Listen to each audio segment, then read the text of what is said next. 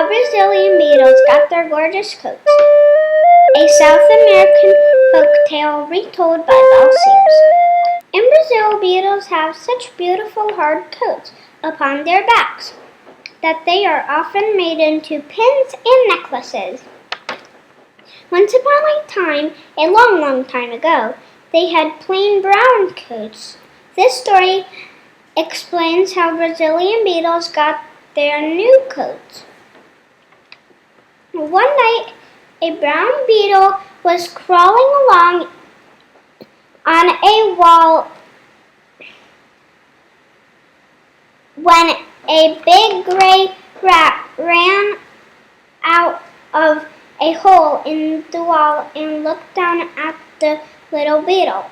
"Oh," he said to the beetle, "how slowly you crawl! You'll never get anywhere in the world. Just look how fast I can run." The big gray rat ran to the end of the wall and came back to the place where the beetle was slowly crawling along. "Don't you wish you could run like me?" said the big gray rat to the brown beetle. "You are surely a fast runner," said the brown beetle politely. Her mother had taught her to be polite and always said that a really polite beetle never brags about what she can do. She just went on crawling slowly along the wall. A bright green and gold parrot in the mango tree over the wall had been listening to their conversation. "How would you like to race with the beetle?" he asked the big gray rat. I live next door to the arara bird, and just to make a race exciting, I'll give a bright new coat as a prize to the one who wins. You may choose any color for it you like. I like a yellow coat with stripes like a tiger," he said the big gray rat, looking over his shoulder at his plain gray sides as if he were already seeing a new coat there. "I'd like a beautiful, bright new coat, too," said the little brown beetle. The big gray rat laughed until his sides were shaking. "You really think you have a chance to win this race, don't you?"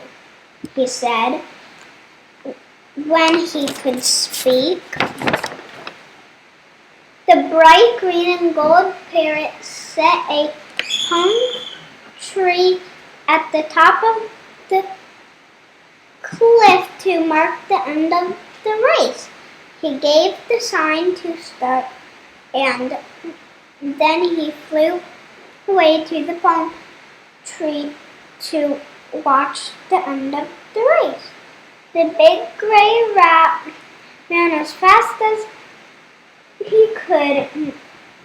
Then he started getting tired. "What's the use of hurrying?" he said to himself. "The little brown beetle cannot possibly win."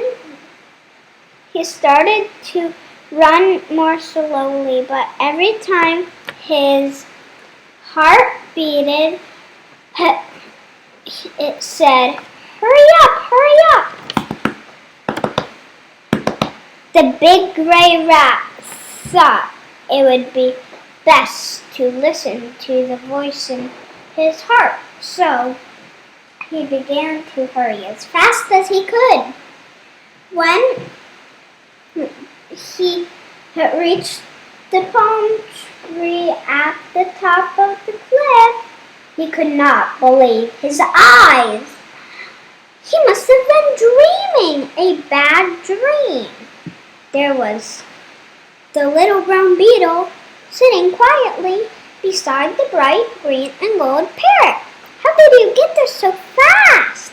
He asked the little brown beetle as soon as he could catch his breath. The little brown beetle spreaded out her tiny wings. Nobody said we had to run, she replied, so I flew instead. I didn't know you could fly, said the big gray rat in a surprised voice.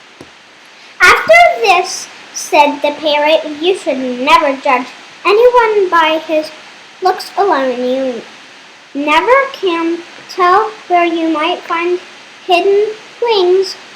You have lost the prize. To this day, even in Brazil, where the flowers and birds and insects have such beautiful colors, the rat still wears a plain gray coat. The end.